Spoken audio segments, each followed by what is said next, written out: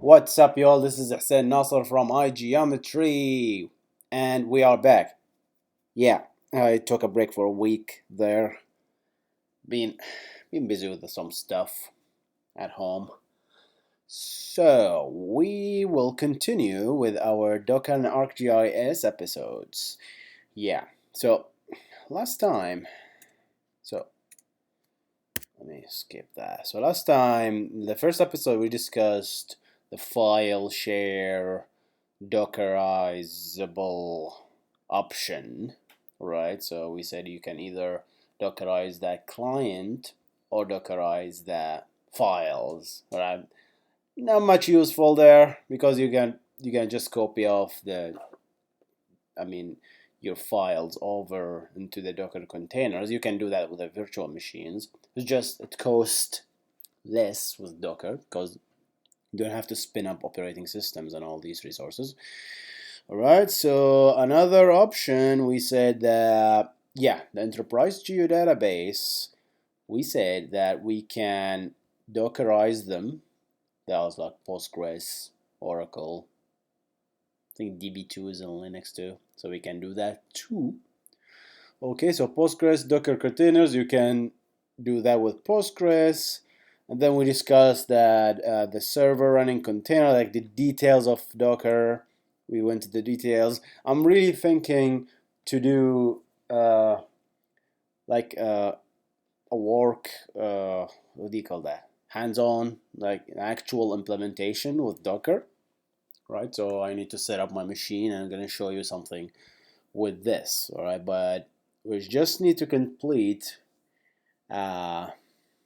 to complete that work that we need to do. So we said you can copy of your read-only Postgres instances into different containers or any other databases, and then you can consume these enterprise geodatabases by mapping them to different ports. Right, so that's an option that you can obviously do. All right, and we said you can even go further if you want to edit that. You can replicate those containers together, right? So these are just, I just a disclaimer, I never tried those. These are just theory, and in theory they should work, but I never tried them in production or what's not, right? But I did spin off enterprise geodatabases on a container, like multiple databases and containers, and I consume this container every day and drop it at the end of the day and just spin off another container. So I've been doing this a lot. So, but replication, that'll be challenging. But I don't know. I never tried that. But this is just theory again. All right, we come to the fun part. ArcGIS Server. So this is it, right? So this is, I think this is where it really gets exciting to implement Docker within this paradigm, within this architecture of ArcGIS Server. So obviously ArcGIS Server is not just one server or one node that you can just connect to. It's just composed of different kind of stuff, and I explain these stuff in my book, Administering ArcGIS for Server. You can pick it up if you want to learn detail, but I have to explain how ArcGIS Server works in order to implement Docker within that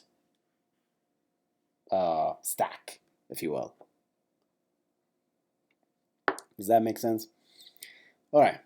So obviously you have the ArcGIS Server was developed and architected so you can consume your enterprise geodatabase and all your data, your maps, all right, your content from different kind of devices, because we were locked to the client server approach in the previous paradigm, right? So we have a client and we have to connect to a server, and a lot of enterprises or organizations are basically built on this. But the future is that this is not a scalable approach if you want to include like mobile devices. Obviously you cannot install ArcMap on your like iPhone. It doesn't work like that, because ArcMap was built and wired to work on Windows.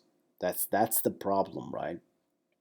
Yeah. So when we designed that, it has to run on Windows. So how can I take that product and install it somewhere else? Just doesn't work. It was designed to run on this platform, to run on desktop. You cannot just take it and put it on some other tablet and expect it to work. Just the experience won't be as seamless. So that's why ArcGIS Server was born and says, okay, we're gonna abstract that. We're gonna abstract everything at top up to the geodatabase as services. And we said, services, you can expose either by SOAP, SOAP, which is Simple Object Access Protocol, or REST, all right, which is representational state transfer, right? So that's obviously these are not the same thing, and you cannot compare them, but we can talk about them really quick. So REST is this architecture that allows the client and server to scale independently. All right. So if I have this REST architecture built here, I can change that side easily, and I can change that side easily, and the protocol between them remain intact. These guys can scale, they can change without the need of writing more code. That's the idea, right?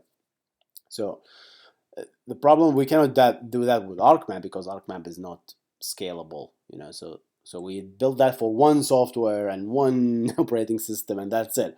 But that REST is designed for any single thing. You can connect your refrigerator to REST, to consume REST endpoints. So that's the idea, right? Obviously doesn't make any sense to connect your refrigerator to our ArcGIS server, or maybe does it? Who knows? I have no idea how we can. I mean, what do you want to map in your refrigerator? Like, where's your milk? Where's the next? Oh, okay, okay, okay. Yeah, I'm having an epiphany right now. Right, so I'm out of milk, and your refrigerator connects to ArcGIS server and tells you the nearby places that sells that particular brand of milk. How about that? We just connected our refrigerator to ArcGIS server. Right. Obviously not a very useful cause. But yeah, so this is the idea, right? So REST and SOAP. SOAP is very, I would say, more rigid because it relies on a lot of stuff to be on a client side parser to exist at the client level, because SOAP, you have to translate that messages. All right, you have to write your own translator to translate SOAP into deserialize SOAP into an object. So you have to write some code to do that. I mean, obviously REST, you just can open that and you receive your JSON or XML, whatever, but they are in the pure raw format that anybody can write code against it. Does that make sense? Right, so this is the idea, right? So SOAP is just one example of the REST architecture. It's just one branch of it. SOAP is not an architecture. It's just one protocol, right? So we're branching a lot here. All right, but okay. So we have mobile browser. All these guys can point to ArcGIS server and consume stuff. So let's zoom in into this box and see what is inside it. All right, so I try to simplify it a bit. All right, so I talk about these in very details in the book I wrote. All right, so here I'm gonna go really quick. All right, so an ArcGIS server consists of 3 parts, I guess. Yeah, you can call them. I always look at it as 2 parts, but This is not really heavily documented, but it's a very, very crucial part, I would say. This is called the config store. All right, so this is very important. All right, so it consists of web server. That's also an optional part, but recently it's become very mandatory because it just simplifies your life. And the GIS server, which runs the geo processes or anything related. So think of this, just ignore the part from below up, and think of this as just another client server. So this guy talks to the ArcGIS enterprise, brings back the results, parses them nicely, returns them to the web, returns them to the client. So it just abstracts that, still the same client server stuff, right? So we're talking about ArcGIS servers, just another layer that talks to that, retrieves the stuff, query, right, and then retrieves the results, processing this result, and return the results. So this guy will be very busy. So this is where stuff is getting crunched, right? And this GIS server, or you can have GIS servers, multiple ones, have to live in something called an ArcGIS server site. So a site is this abstraction that basically contains multiple machines. You can publish map services into a site, and these services will be available in that site. And you can have multiple machines, and these machines will have identical configuration. So a configuration is basically where this is stored. So this is your configuration store. Someone will say, hey, why don't you store the configuration on the machine itself? Well, that's a good idea. But the problem is that configuration does change, right? So what's if I publish a new map service? So I just mentioned map service. So map service is just like a layer. You have a bunch of layers, your map, basically, and you publish that as a service and becomes a service right here, exposed as REST or SOAP optionally if you want. Jose, okay? Jose, did I say so? Jose? I don't know. All right. So what happens here is that when you publish a map server, and a record get updated in this configuration store saying that there is this much map services, and it points to these databases, because you can have another database here. Oops, you can have another database here. It doesn't have to be one database, right? Because I can have a map service pointing to this database. I can publish another map service pointing to this database. I can have another map service pointing to another personal enterprise geodatabase. I can have another map service pointing to a file geodatabase that lives inside this guy. All right? So it's like copied locally, right? So that's the difference between published by value and publishing by reference. Okay, this is a reference. So this guy just connects to this enterprise geodatabase and then consumes that. So that database client have to be installed in this GIS server, all right? And ArcGIS server is 64-bit, so you have to install the 64-bit version into this guy. So that's why some of you run into problems like they have to install 2 clients of particular database client. Like Oracle, you have to install 32-bit client and 64-bit client if you're running ArcMap. It's just, yeah, so much work. But once you understand why you're doing that, once you understand the architecture, it just makes so much sense. You don't have to read anything. It's just, once you understand what's going on here, it just all makes sense. Of course I have to install 64-bit to match this architecture because this is a 64-bit software, right? Unlike ArcMap, which is a 32-bit software. Okay. Yes, ArcGIS Server is 64-bit, but it uses ArcObject, which is a 32-bit build, all right? But it just does converting, right? Converts that into a 32-bit and just runs, all right?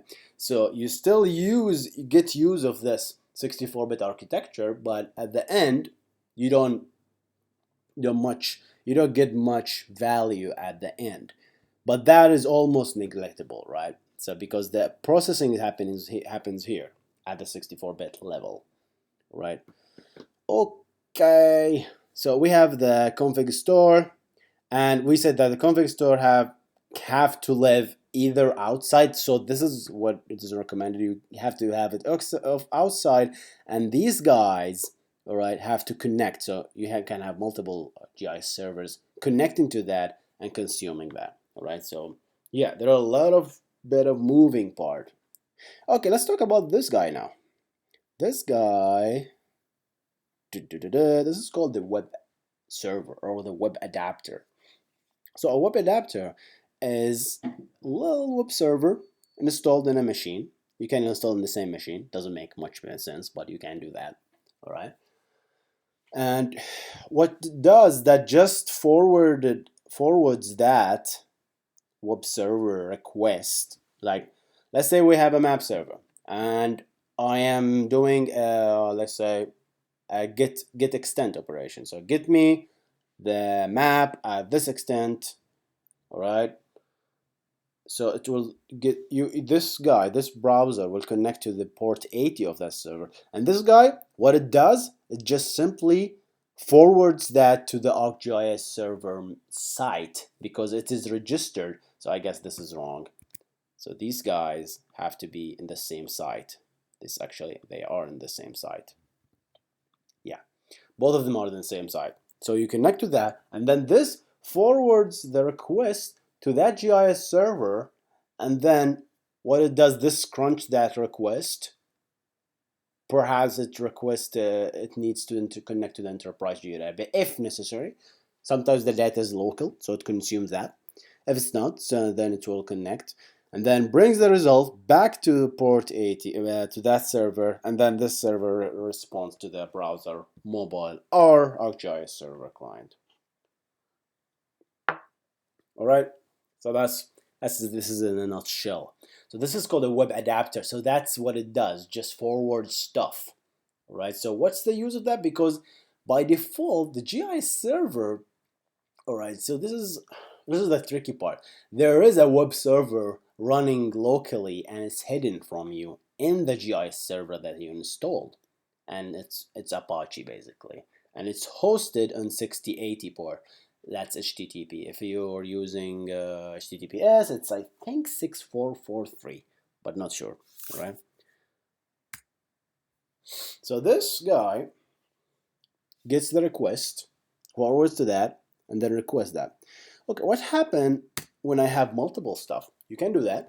You can have multiple web servers. You can have multiple GIS servers. So what happens here? So for simplicity, I'm gonna remove these guys, right?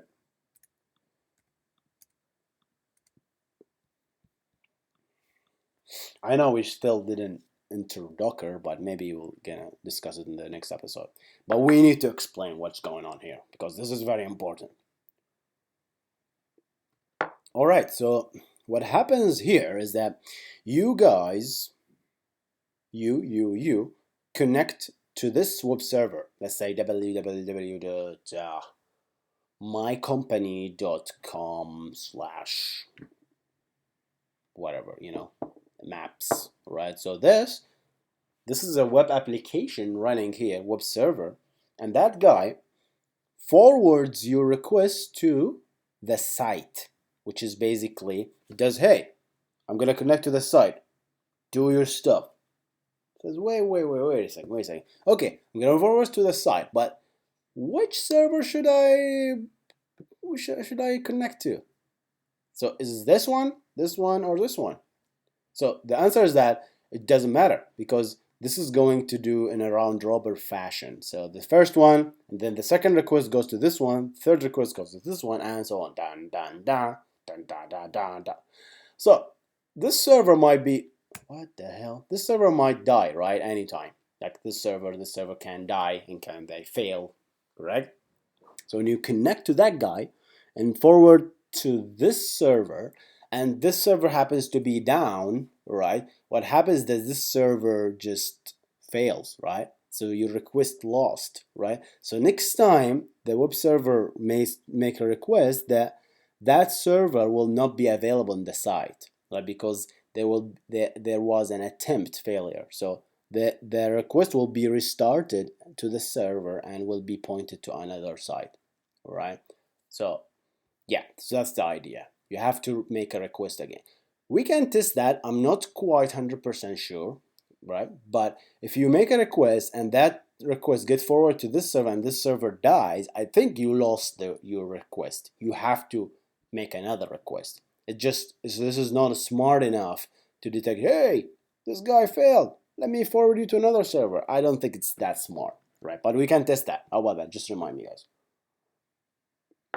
All right, we can test that. All right, so all these guys share the same config store, same site, and they have the same site, same config store, and basically you connect to that and it will be in a round robin fashion. So we have a single point of failure here, right? What is it? This guy. This is a single point of failure, obviously, because if you connect to that, right? If you connect to this server, what happens is that if you made so much request on this and these requests started to stack up here in the web adapter, are we recording? Yes, we are, thank God. All right, so if this request gets started and it's just getting stacked up. I can't find the answer to the question I heard. Thank you, Alexa. All right, so what happens that this server gets all these service requests stacked and will get very busy. All right, so it will not be able to serve the other users. So what people usually do here, they do a lot of stuff here. So some use the network load balancing option. So they will spin off multiple virtual machines, physical machines, name them, and then they will link those guys. They will link these guys into, let me copy that over. They will link these servers into something called, all these guys will point to something called, wait for it guys,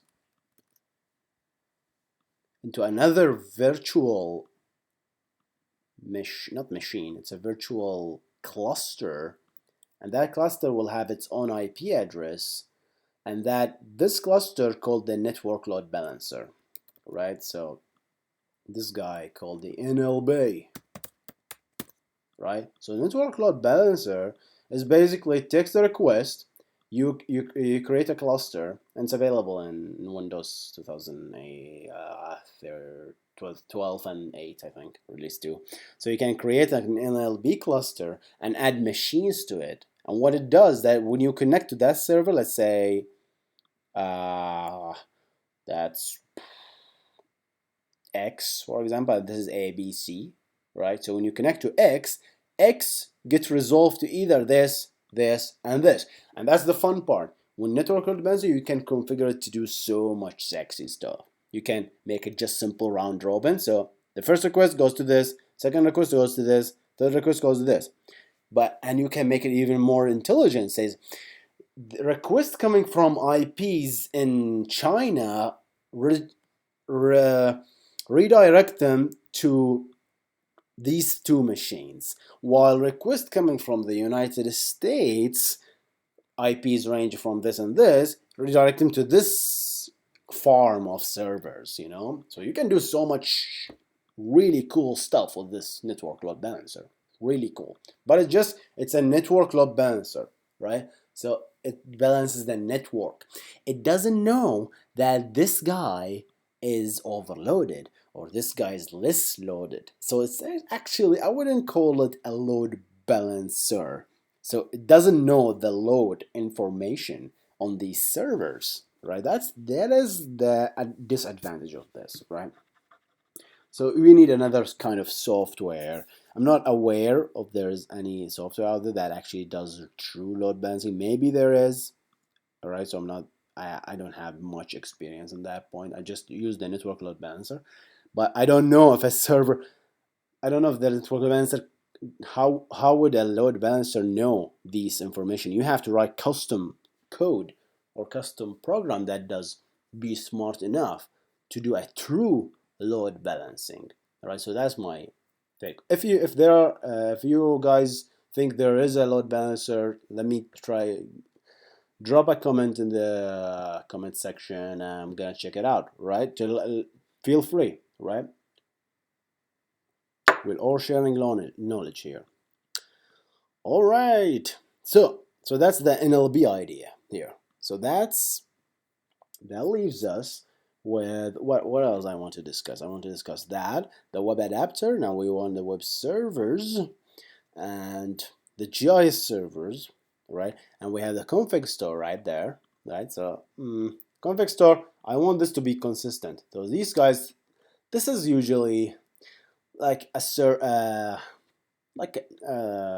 machine that have a file system, and you share that file system, and you make it, of course, rated, so it doesn't, if it fails, you get a backup real quick. You can use distributed file system to distribute this into multiple servers and just mirror that into to trick these guys into thinking that it's actually one server. All right, you can do this with network load balancing. Never tried it though, but it's the same concept. All right, so in 10.4, I would think 10.4, ArcGIS Server 10.4, and Diff Summit, they actually announced something in ArcGIS Server side, which is really, I thought, really cool. I thought this was really, really cool. So by default, all right. So the reason the GIS servers have their own config store and they have to point to it is that because these guys can be clustered, and I talk about clustering in the book. All right, so we talk about like how you cluster machines. So these guys can run in a cluster, and these like can run into different cluster. So once you start doing that, you cannot have each config file into its own machine. Just didn't make sense. You have to have like a general config, right? Okay. And plus, if you have clustering, these guys actually talk to each other.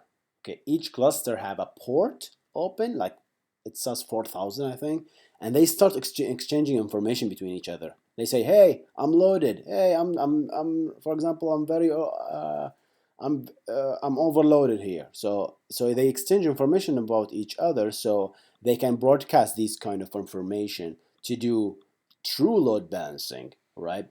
That load balancing at this side, I'm talking, right?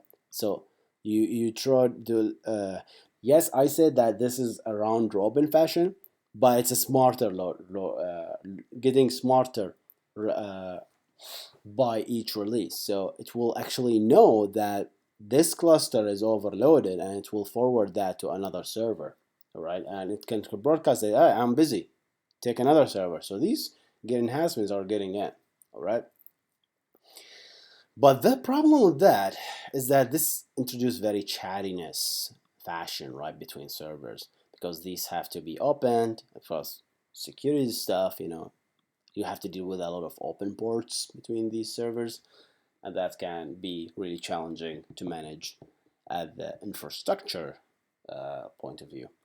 All right, so what can we do with that? So in 10.4, that's the point I want to raise. So in 10.4, they said if you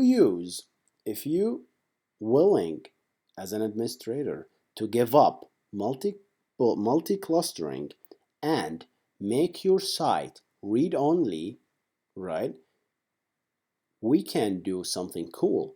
You can get rid of this server and copy this configuration into each machine. All right.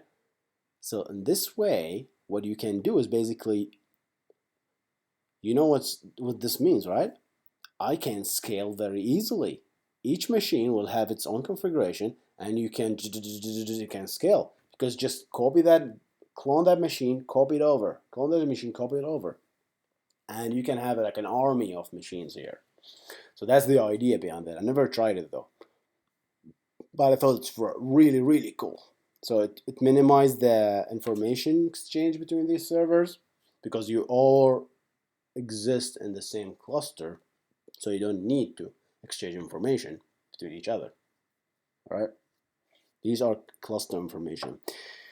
All right, guys, I think I'm gonna stop this. This is a logical point from now forward. I'm gonna stop here, and you know what's coming next. We're gonna try to apply Docker to this architecture. So I'm seeing like two places where we can apply Dockers, obviously, right? So there are a lot of stuff we can apply here. We can apply Docker to, but we're gonna discuss this in the next one. I hope you enjoyed this episode. Stay awesome, and gonna see you in the next one. Goodbye.